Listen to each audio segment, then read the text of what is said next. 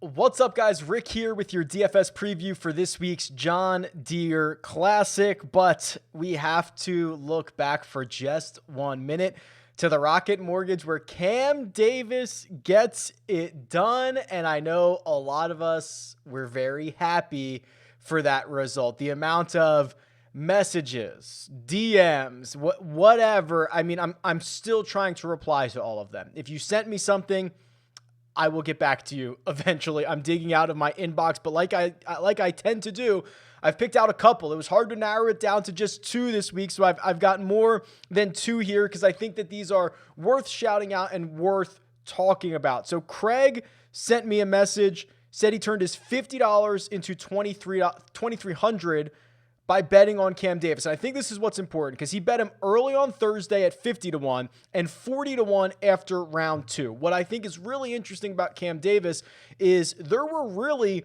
3 legitimate spots to get Cam Davis. Before the event, about 100-1, 110-1. I saw a bunch of those tickets. I saw one as high as 250-1. So that was, pre-tournament. It was certainly a good place to get him. He was very valuable on the Cut Sweat show. So it would have been Friday as he was finishing his round. He was 33-1. And I literally said this would be a great spot to get him. And then after round 3, he was 16-1 heading into the final round. And I think that, it's so easy to fire bets on Monday, Tuesday, Wednesday, but there is so much value during the week that I wanted to shout out Craig. Drew won the $100 single entry. He said, and I quote, "It was the first time I saw the optimal lineup that I wasn't far off from. That's awesome. Congratulations, $5,000 there." Matt G won the smaller flop shot for $5,000. That's $15 into $5,000. Congrats. And then Matt, I don't think I recommend this, sent me a message, said he had $1 left in his sportsbook account, put a double on Cameron Davis and Lucas Herbert, turned his $1 into $3,155. Not sure I recommend that path, but appreciate the effort and appreciate the message. And then Zach, who he DM'd me, so I'm not going to say his last name, won $50,000 on DraftKings. What I thought was interesting there was he did not have Joaquin Niemann, who went to the playoff. A lot of those top tier lineups that you saw last week did indeed have Joaquin Niemann, but his didn't. So again, just you can build a lot of different winning lineups. You can build a lot of different great lineups. They don't necessarily have to have, at least last week, have to have Joaquin Niemann in it. So congratulations to everybody, and congratulations to the community as a whole. I know the Slack channel was lighting up. It's just awesome when we get weeks like that. If you want to become a member of the Rick Run Good community, go for it. Highly encourage you. Join the membership site. All the data that you see in this video comes from my website. You can also win a subscription. 2 ways to do that. If you're here on YouTube, make sure that you have liked this video, you are subscribed to the channel, and you comment below with who you think is going to win the John Deere Classic. The other way, go to iTunes, leave a 5-star rating and review on the podcast version of this show, say something nice, and leave me your Twitter handle so I can get in touch with you. I will link the podcast version in the description. 2 winners from last week, Richard Carroll and N8D32. Those are the winners from last week. I've already reached out to you to get you set up with your subscription to RickRunGood.com. Whew. What a week. Lots of live chats this week. Again, 3 p.m. Eastern time on Wednesday. That's your standard live chat, all things John Deere Classic. Your 8:15 p.m. Eastern time power hour, Jock Market Power Hour, all things stock market DFS. A lot of new people playing that, getting a lot of messages about that as well. And then finally, the Cut Sweat Show. That's going to be on Friday at a time to be determined later. Probably 3 or 4 Eastern, somewhere in there. I will tweet it out. You should go and make sure you are subscribed for the notification when that goes live so that you know when the Cut Sweat Show goes live. Lots of valuable information there. All right, let's jump into it. This week's John Deere Classic. John Deere Classic TPC Deere Run has played host to this event every single year since 2000, I believe. It's been a long time. We did not have this event last year, so we are coming now to the end of events that we didn't have last year. I think the John Deere Classic and then the Open Championship, I think, are the last two that we missed out on. So Dylan Fratelli, still technically your defending champion, and if you like birdies, very much like last week, you're going to need to make a lot of them here at TPC Deere Run. It is a par 71. It's on that full bent grass greens. Last week we had the hybrid, and it plays about 7,000 yards. The thing that you'll probably notice the most about this course is the elevation changes. Yeah, there's some elevation changes here, which I'll talk about more in just one second. But if we run through the key stats, if you're new, if you're have never seen this before, what you're looking at is a regression model that looks at every single PGA Tour stat for the last 12 years, compares it to the results, and tells you what type of golfers had the most success. The standalone stat was driving accuracy. There are only 6 other courses on the PGA Tour in which driving accuracy was more closely aligned with success. There's a big gap between accuracy and putting. Putting ranks 27th, which means there's 26 courses in which putting was more important, which puts it about middle of the road. But accuracy off the tee was most important. And I think this is interesting. We have seen Zach Johnson have a lot of success here. Steve Stricker have a lot of success here. Bryson won this event before he started hitting it miles further than everybody else on the PGA Tour. He won it in 17 or 18. This is kind of an interesting idea, and it kind of, we might see this on Tuesday during the match as well. If you're not aware, there's another one of those matches on Tuesday. Bryson and Aaron Rodgers are going to play Phil Mickelson and Tom Brady. And the course they're going to play in Big Sky has a ton of elevation changes. And they're not as drastic here at TPC Deere Run, but what you actually find is guys that hit it really hard tend to have a little bit more trouble with elevation changes because they're hitting it at such a speed that if your calculations are 1% off, 2% off, 10% off, 15% off, it's a bigger miss.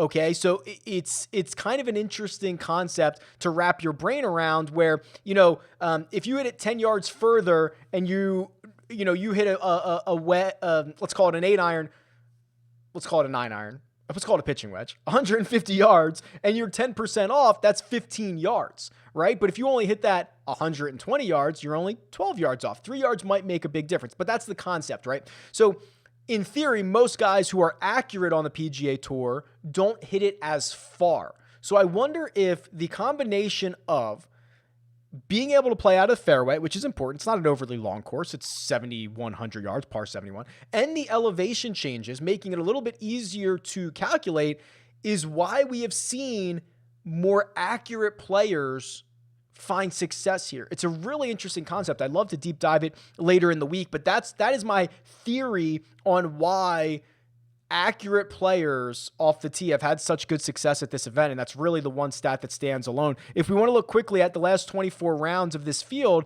of the guys who have hit the most fairways, the names are going to be quite interesting, right? They're usually going to be cheaper guys. Ryan Armour, Ches Reavie, Brian Stewart, Kramer Hickok, JJ Spawn. And you'll notice, not a lot of them are very long hitters. That's kind of the idea. It's hard to find guys that hit it both far and accurately. So of those 5 that I just mentioned, the one that hits it the furthest is Kramer Hickok. I've got Cameron Davis on the mind. Kramer Hickok, he's 7,700. We know he went to that playoff a couple of weeks ago. Might be a little bit of an interesting play. So we'll create a custom model at the end of the video, but I think this makes sense for the type of player that we are going to expect to have success this week.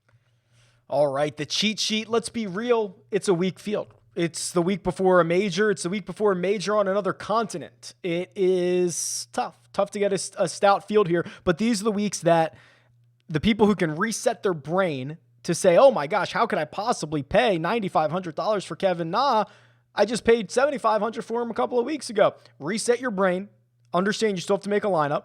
Also, those of us who are more familiar with more golfers, I think, have a pretty significant edge here. So 4 golfers over $10,000. Daniel Berger, Sung J M, Brian Harman, Cam Davis. I'm not particularly thrilled about any of those. As much as I want to go back to Cam Davis, I think we can pass on the $10,100 price tag. I think that, the victory last week is certainly impressive. We'll see you down the road, Cam. You're going to have plenty of more times in contention. I don't think this necessarily needs to be the week that you pay for $10,100. Is Daniel Berger significantly better than Sung J M and Brian Harman? I think he's clearly better, but I'm not sure how significant that is. The most expensive golfer, I like to be kind of at least head and shoulders or a very good play. I love Daniel Berger. I just don't think he's that much better than Sung J M or Brian Harman, which probably leaves me in this range here. So Brian Harman, if you haven't been paying attention, it's been phenomenal. 5th at Travelers, top 20 at the U.S. Open, and 8th at the Charles Schwab. Those are his last 3 starts. He's $10,400. If we go over to his player profile page here, you can start to see the things that make him successful. He's a very, very good putter, and he's very accurate off the tee. Well, aren't those kind of what we're looking for? Aren't we looking for somebody to get hot with the putter? Aren't we looking for somebody to hit a lot of fairways, to kind of wedge this thing to death, a la Steve Stricker, a la Zach Johnson? Isn't that what we're looking for? Presumably, yes, that is exactly what we're looking for. When you compare that to maybe a Sung J M, who we're starting, I feel like, to see Sung Jae turn into the version that we saw in 2020. So if we go down a little bit here,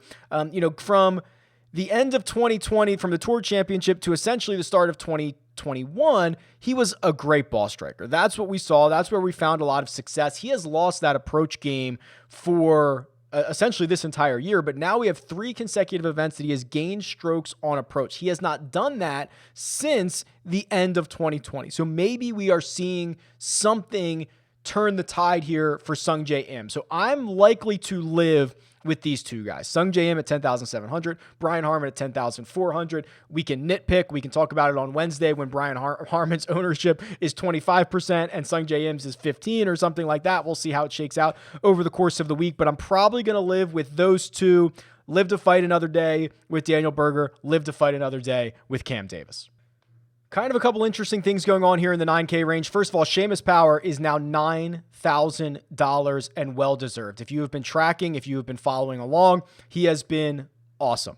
And 4 consecutive top 20 finishes, including an 8th last week. His ball striking has been excellent. I don't think I even mind paying $9,000 this week. When you start to look at the guys that are motivated, the guys that are playing well, the list gets pretty small here. Would you prefer him over Patton Kizzire? I think almost certainly, right? Kizzire is a much more volatile type golfer, but I think almost certainly you'd prefer Seamus Power. So I have no problem paying the $9,000 here. I also don't have the problem.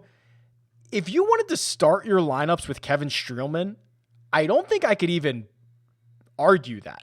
4 out of his last 5 have been inside the top 15. The last time he played this event, he finished 7th. We're going to look at his advanced metrics here. And generally speaking, for a guy like Kevin Streelman, he is reliant on the good things, which is the ball striking. Now, 1, 2, 3, 4, 5, 6, 7, 8, 9, 11 consecutive events he has gained strokes ball striking. Very, very good sign. And the putter starting to turn around. Even the missed cut at the Travelers, he was a 0 putter. That is now 4 out of the last 5 weeks. He has gained strokes with the thing that has normally derailed him. So I do not mind Streelman here at all. I mean, he thrives at places like, now not this year, but places like Travelers and Charles Schwab and these kind of weaker field events where most people forget that he exists. Kevin Streelman at $9,700. If you wanted to fade the entire top, start there. Don't mind it. And then the other name, Aaron Wise, I think is someone who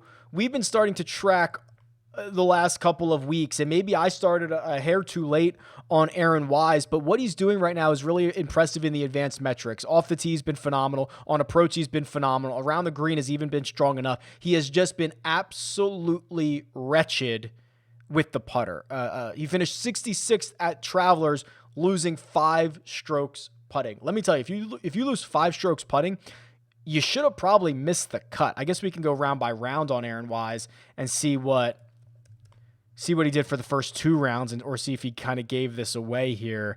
Yeah, okay, this isn't as bad. So he lost 2.8 on Thursday and then actually gained both Friday and Saturday, and then lost 4.6 on Sunday at the Traveler. So that's actually not even as bad as it looks. Just 2 really awful rounds, but it's not. I'd almost be more concerned if he lost a stroke and a half putting each and every day.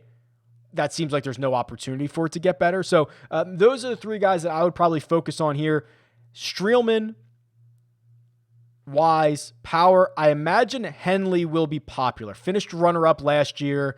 Couple of top 20s, and they've been a bit, public top 20s coming in. Remember, he held a 54-hole lead at the U.S. Open. Travelers, he was in contention again on Sunday as well, or heading into Sunday as well. So if I have to guess, I think Henley's going to be the popular one here, but we'll keep an eye on that for the rest of the week, and we can talk about it on the Wednesday live chat. This $8,000 range, kind of interesting. Kazire, I mentioned, super boomer bust, right? His last 6 starts, he has 3 missed cuts, 2 thirds, and a 25th, which included him shooting an unbelievable round on Sunday last week at the Rocket Mortgage. So that's just a volatile GPP play if you're looking for a dart, if you're looking to enhance your volatility. Mav McNeely, I find at least somewhat interesting. 3 consecutive top 30s. He's playing well enough. I don't mind this at all. Probably going to avoid Zach Johnson, just because this is essentially the Zach Johnson Open. He's played fine. I don't think he's played great coming into this. If this was any other course, he would be 7,500, not 8,500. I just think a lot of people are going to opt in that direction. And then I think I will probably bid adieu to Hank Lebioda here, who, to his credit, has been phenomenal. Last week I said, let's give it one more go around, because that course at Detroit was a really good fit for him. Finished 4th. If we look up his profile here, there's a couple of things that I'm a hair concerned about. One, I think his ownership is going to be just continually flying up the charts. He is not as accurate off the tee as I would like. In fact, he's not a very good driver at all. He is not long. He's 123rd on tour, and he's not accurate. He's 112th, which is a little bit concerning. And you see, the ownership now in 2 of the last 3 weeks has been nearly 10%. It's been in the 9s. And I think this week, with a weak field, another top 5 finish, I think we're trending in that direction, trending towards getting him in the 11, 12, 13% range. I think I will pass. I will thank him for all of the gains that we've had over the past couple of weeks, but I will move on to other guys in this range. The sneaky one here is Lucas Glover. Let's look at this, because this is early on a Monday. Pricing just came out. I don't know what the industry is going to do with Glover here, but there's a case to be made that he's being pretty significantly undervalued. So he is 8,600. Finished 41st at the Rocket Mortgage, gained strokes putting. That's encouraging. The 4 events in a row where he has gained a total of, let's call it 7-ish strokes putting, is very, very good, considering what he had done for the vast majority of his career, which is lose multiple strokes over the course of 4 days. I am concerned about what is normally the strength of his game. Tee to green, we're not seeing as good of play there, but an 8th place finish at the Charles Schwab, 37th at the Memorial. These aren't great finishes, but he's made 3 of his last 4 cuts. Missed the cut at the Palmetto Championship. That was a little bit disappointing. That kind of burned a lot of people here, but I just feel as if his longer term, and if we do this, I haven't done this yet, so this might blow up in my face. But if we do since the start of 2021, I imagine he's probably one of the better tee to green players in this field. Is he not? Yeah, he's okay right here. He is probably about 18th, 20th, something like that. So I just think he's being overlooked here for a guy that we would normally be excited about. That's a guy I'm going to have to track over the course of the week, see where he winds up, but I'll be keeping a close eye on it, certainly. While I'm here in the 7s, why don't we just do this? I want to close this range up a little bit. Let's say since April 1st, so I can get, kind of the last... And I could go to a lot of different places for this, but let's do tee to green in this field. No, let's just do strokes gained total in this field from April 1st and find some 7K guys. The first one is Steve Stricker. We only have 4 rounds on him, but his 4 measured rounds were a 44th at the PGA Championship. And of course, we know this is an event that he has absolutely dominated at I'm probably not that excited about it. Pat Perez is next. I'm glad he popped up here. He's doing it with the short game, which is a little bit concerning, but when you start to put together two top 15s in your last three, a top 10 at the Palmetto, a 14th place finish last week, it's relying on the putter. I'm not as excited, but it is worth a nod. If you could put him together with Kyle Stanley, who is the complete opposite, the great ball striker and the terrible putter, these guys would make a really amazing team. He is 7,900. He's the third best player in the $7,000 range. Here's what I would do. Satoshi Kodaira just burned everyone last week. I think we go back to him. I think we go right back to him here. So I was lucky enough to avoid the Kodaira disaster last week, in which he really only played about 6 holes pretty poorly. His final 6 on Friday. He was, I believe, 6 under after round 1, or it was as he made the turn on Friday. And then he had a couple of really ugly bogeys. And it's concerning, but here's what I see. A guy that has gained strokes off the tee in 6 of his last 8 and been close to a 0 in the 2 that he lost. A guy that had been, until the last 2 events, gaining strokes on approach pretty consistently, and a guy that has definitely figured out the putter. We now have 5 consecutive events that he has gained over 2 strokes putting, and in 4 of them, he has gained over 4. For someone who is normally as terrible on the greens as Kodaira, that's important. And if you look at his profile, you're going to see something that I think plays well here at TPC Deere Run, and it is the accuracy. 10th on tour, which means in this field, he might be number 1. He's probably very close to that. So if we're talking about accuracy off the tee, talking about putting, those are his 2 best attributes. Burned a lot of people last week. I guess he didn't burn a lot of people. He was 5% owned. But I think we go back to Kodaira this week. I think we go back to Mito Pereira this week. He missed the cut in his first PGA Tour event last week. I'm willing to cut him some slack for that, aren't you? It's not much of an ask. And then Kramer Hickok, again, I think the story in the 7K is guys that we go back to. Made the cut last week after a very, I don't want to call it devastating and, an emotionally expensive 8-hole playoff at the Travelers. For him to even make the cut last week, I'm impressed. So now we have 3 out of his last 4 have been impressive. He is accurate off the tee, seemingly playing well with a lot more confidence. I think we go back there. I think there's a lot of guys in this 7K range that are certainly viable. Ches Reavie fits the mold of those accurate drivers. EVR just withdrew, so I will remove him, but Eric Van Rooyen is out of this event. And then, Scott Stallings. Scott Stallings is 7,400. Scott Stallings popped up. He finished 25th last week. I think he was 10th in my model that I ran on the DFS preview.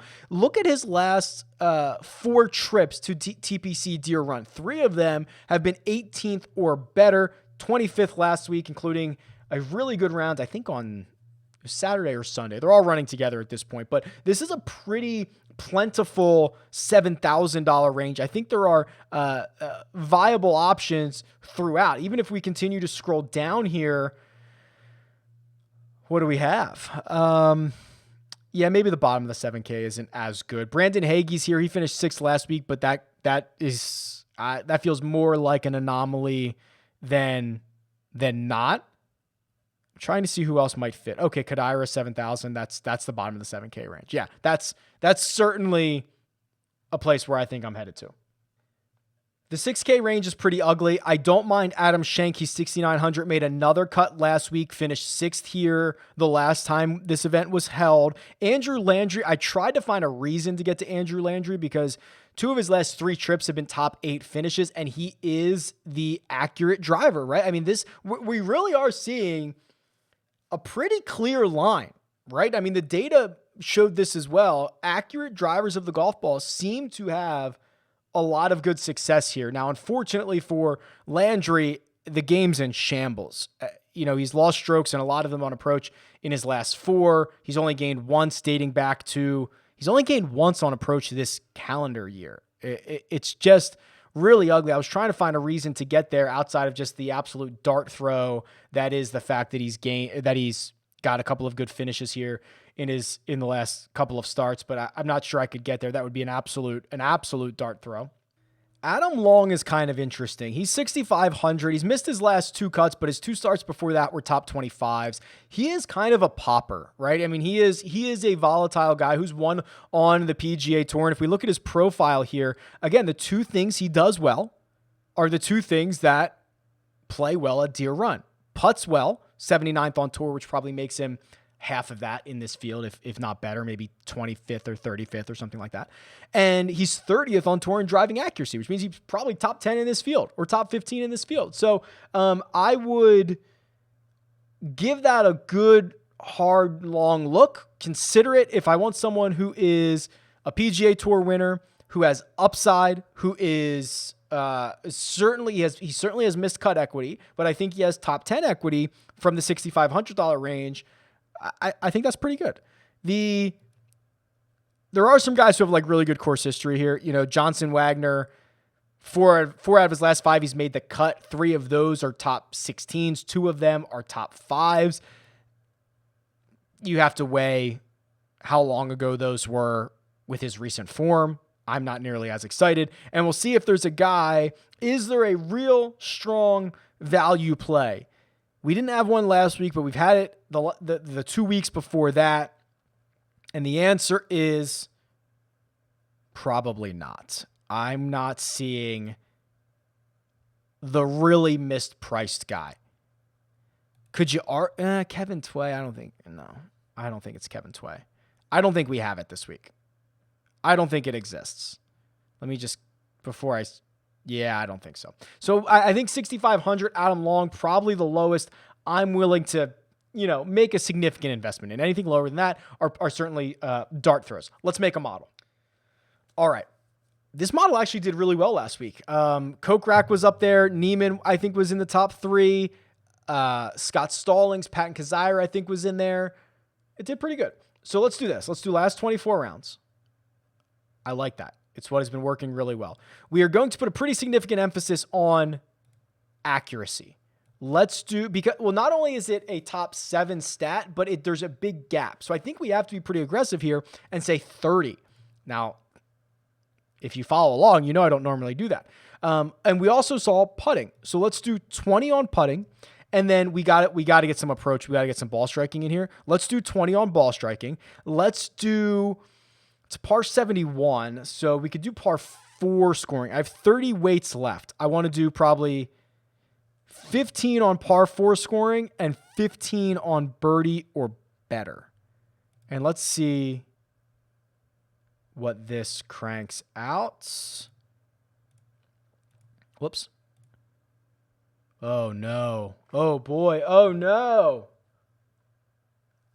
Satoshi Kodaira is my number 1 ranked golfer. Oh, God. Oh, man. Why did this happen? Why did this happen? I mean, I know he's very accurate. I know he's been putting. I mean, his last 24 rounds putting have been bonkers. Oh, no. Doc Redman's number 2. That's interesting. That is not a name. I love Doc, but I'm not sure I would have gotten there on Doc. Why are we on Doc? Because of the approach stuff. The putting's been a lot better. I didn't emphasize off the tee, but I did emphasize accuracy. Interesting. Lebioda, 3. Berger, 4. Vaughn Taylor, 5. Pat Perez, 6. Okay. Merritt, 7. Armour, 8.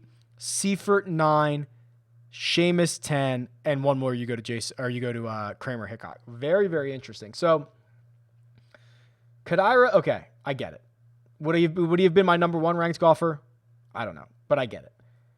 Redman, I think I understand. Lebioda might be just an ownership thing. So here's what I need to do. I need to do a deeper dive on Vaughn Taylor. I think I'm okay with Pat Perez being in there, considering what I put in. I need to do a deeper dive on Ryan Armour. There's the accuracy and the putting, right? Or at least the effort to putt. Seifert. Why did he show up here? The putter, a little bit of the accuracy, a little bit of the approach play. Didn't emphasize anything around the green. Didn't emphasize off the tee, which makes sense. Okay. And then Seamus, I'm okay with. So I got a little bit of homework to do.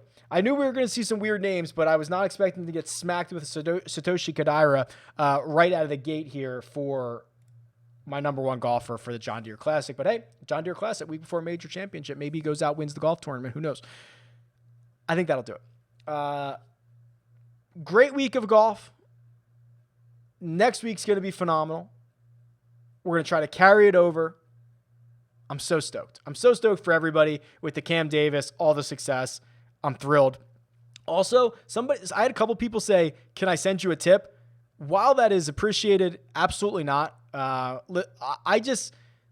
give you an opportunity to look at the data. You have to make your own decisions. You shouldn't hand off any of your winnings to anybody else. And if you're really feeling generous, go donate it to a cause that is important to you. Go buy somebody lunch. You don't need to send it to me.